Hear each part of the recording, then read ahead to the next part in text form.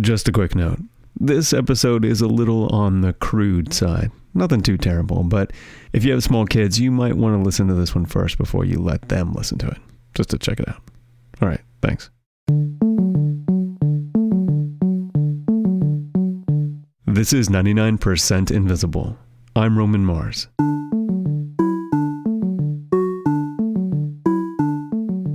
There was a rubber shortage in the U.S. during World War II because we were fighting Japan in many of the countries that supplied our rubber. So the government funded research into synthetic rubber to make up the shortfall. One of the products of this research was a new material made by mixing boric acid and silicone oil. It could bounce and it could stretch. It was rubbery. But sadly, it could not be used to make tires or rafts or gas masks. It had no practical use at all. But a marketing consultant discovered that it was pretty fun to play with, so he put it in tiny plastic eggs and sold it as Silly Putty. Hey! Hey! It's Silly Putty time! Yes, there are hours and hours of fun in the little egg that Silly Putty comes in. We're surrounded by products that were designed for one purpose but found their true calling in another line of work. That is Amy Standen, co-host and co-creator of the new KQED podcast, The Leap. Play-Doh was invented to clean coal soot off of walls. Both Viagra and Rogaine were designed to lower blood pressure before they found their real purpose, making boners and growing hair. In all of these cases, the original designs were meant to solve big, important problems, but they had to settle for less meaningful, yet, maybe slightly more delightful roles in the world. But in rare cases, the story goes the other way, and something designed to be a trifle, a gag, a joke, stumbles upon its true destiny as something heroic and honorable. Ladies and gentlemen, may I introduce you to the heroic and honorable product known as liquid ass.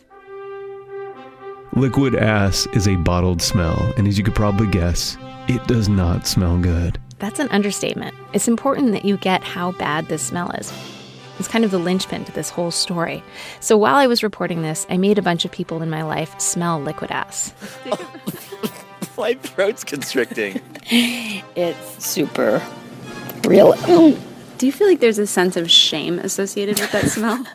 Yeah, like you feel like you shouldn't know what that smells like. Exactly, but you do.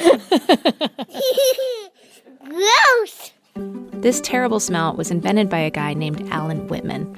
As a teenager, Alan's main interest was pranks, specifically smell-related pranks. There was one with Lindbergh cheese, something else he called the ketchup situation. But it wasn't until he began experimenting with a chemistry set his parents gave him that he'd create his masterwork. He's cagey when asked what exactly the ingredients were, but he is very comfortable describing how it smells. It smells like ass.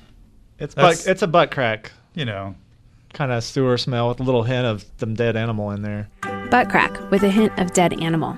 For 15 years, liquid ass languished in smell obscurity. Ellen would use it to pull the occasional prank, but it never found a larger audience. And then, when he and his friend Andrew Masters lost their jobs at a trucking company, they decided to turn this terrible smell into an income. Andrew and Alan didn't even have to advertise liquid ass. Radio talk shows did it for them. Have you ever seen, there's a bottle of, do you know what liquid ass? Yes. Bubba the Love Sponge who works here uses liquid ass all the time. It's awful shit, man. Yeah, liquid ass. That's Howard Stern. It smells. It smells. The Opie and Anthony Show. Smell your ponytail. Smell your ponytail. I stink. It's not bad. It goes away. I just washed my hair. The orders poured in. You can probably imagine the clientele. Teenage boys playing extremely stupid pranks. But then, 23 years after its invention, liquid ass found a higher calling. Enter Stu Siegel. Siegel produced a bunch of television shows in the 90s. Including the shows Hunter, Renegade. He was a cop and good at his job, but he committed the ultimate sin and testified against other cops gone bad. And Silk Stockings. Silk Stockings was one of those shows you might have watched on the USA Network when the people you were babysitting for didn't have HBO. Stu's business was thriving until right about September 11th, 2001. My business changed after 9/11 because the networks wanted to get away from violence. They wanted to get away from shooting things and blowing stuff up. And it was a dramatic change. It flatlined my business for quite a while. One day we were in the thick of making television, and the next day we weren't. All those sets he'd built were just sitting there, gathering dust. But it gave him an idea for a whole new business venture. Maybe cops who needed training could get some use out of those old sets. We did quite a bit of training on that kind of front. Like how best to respond to a school shooting, or how to carry out a drug bust, where to position the officers, how to break down a door. This was good business. And then in 2003, the U.S. invaded Iraq. Reservists were being called up to go overseas. And a lot of them Stu already knew, because these were the same people, cops mainly, who'd been training on his sets. One day, he got a phone call. Called me up and said, hey, I got 150 guys sitting here on the tarmac. We're going to a place called Iraq. We got about a week to kill. Can you help us out? And I said, yeah, come on over. So that's how it started. Stu's big idea was that he could use not just the sets, but the whole lineup of Hollywood effects to create a facsimile of combat, show soldiers exactly what they were stepping into.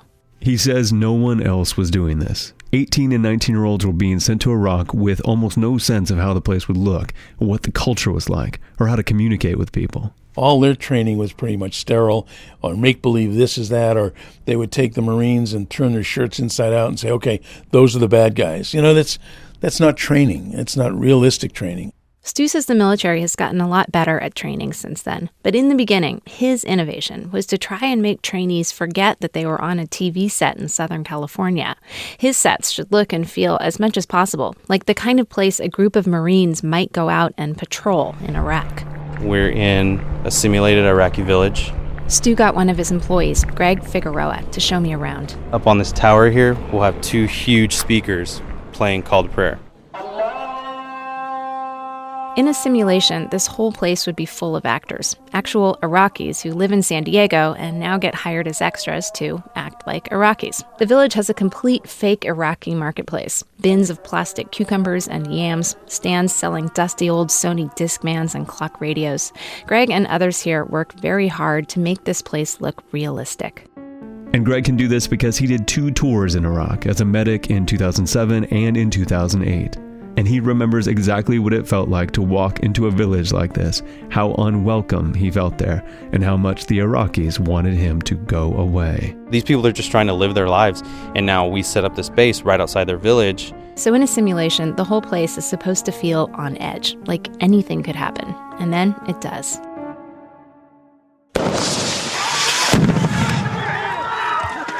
Meanwhile, sometimes they'll pipe in the sound of a scene from Saving Private Ryan, just to amp things up a bit.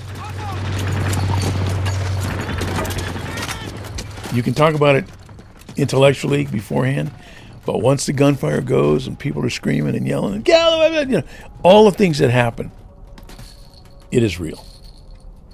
Except nobody dies and nobody bleeds out, and we can do it again. Stu says he's seen recruits wet their pants, even throw up in these simulations. Both normal reactions to the screaming, the smoke, the explosions, the disorientation of it all. And yet these recruits, teenagers, some of them, are going to have to make decisions in the midst of all that. Life or death decisions. Some of them, the medics, will have to deal with horrible injuries, amputations, severed arteries. For this, they use a cut suit that was invented here at Strategic Ops. Kept in a locked storage shed. So the main thing we do here is with this. Wow. So, the cut suit, as in a suit that you cut, works kind of like a fat suit. Arms go through here. So the vest goes on. Skin goes up over top. You step into the legs. The front side goes over the top of the vest and zips up in the back. It's a realistic-looking body that you wear over your own body, and then with the help of makeup artists, inflict horrible, very realistic injuries onto. Bullet holes, shrapnel wounds, even disembowelment. Trainees can learn how to perform or assist surgery on a cut suit where the intestines are literally hanging outside the body.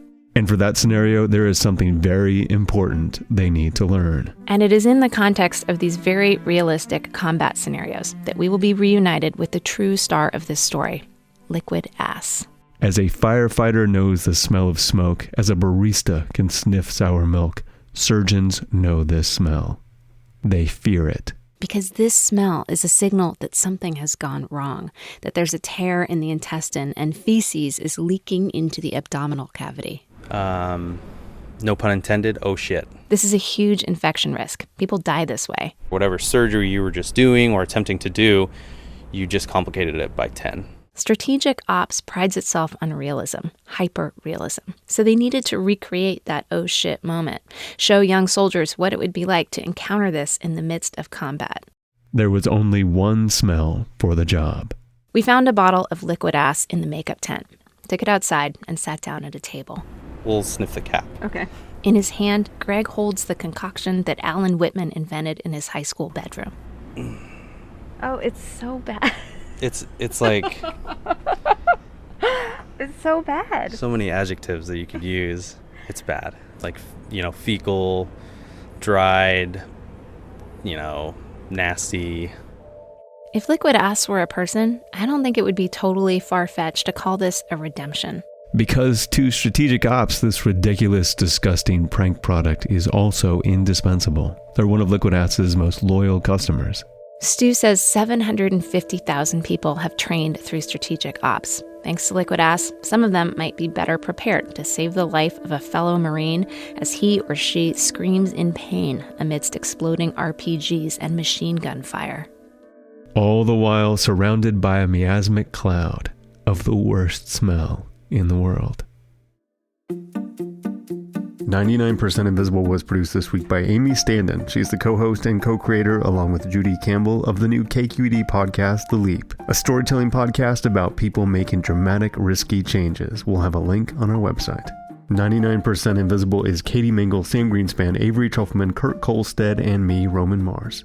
Reporting from Autodesk University in Las Vegas, Nevada. We are a project of 91.7 KALW San Francisco and produced out of the offices of ArcSign, the finest architecture and interiors firm in beautiful downtown Oakland, California. You can find this show and like the show on Facebook. Each member of this team is on Twitter and Instagram. I recommend you follow them all. And you can find out more about this episode and listen to every single episode of 99% Invisible at 99pi.org.